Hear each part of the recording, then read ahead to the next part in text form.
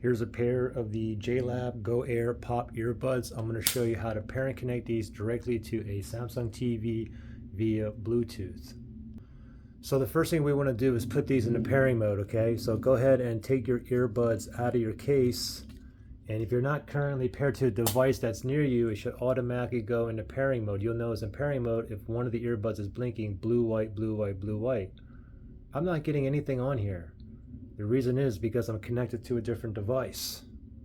So I'm actually connected to my iPhone here. So let me just go ahead and go to my settings. I'm going to go to Bluetooth on my iPhone here. And I'm just going to go ahead and turn off Bluetooth. You can see I'm connected to the JLabs right there. As soon as I uncheck Bluetooth, look at my earbuds, okay? I turn it off. Now watch, look at the earbuds. Now one of them is blinking blue, white, blue, white, blue, white. So now it is in pairing mode. So let's hurry up and go to the Samsung TV. You want to go to your settings. You can click on the home button to go to the home page here. And then you just want to go to the settings. You can go ahead and just move over to the left for this pane to open here. And you want to go down directly to settings. And then we're going to go to all settings here. We're going to go down to sound, go down one right there, and then move over to the right.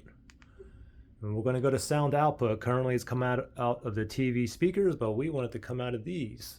So let's go ahead and select sound output. And then from here, we're going to go down to Bluetooth speaker list right there. Click on OK. And now that little spinny thing is searching for devices that is in pairing mode that is near me, okay? So I had a couple other ones here that it's already connected as TV here. Let's see if we find the JLabs. Oh, there it is, and it says need pairing.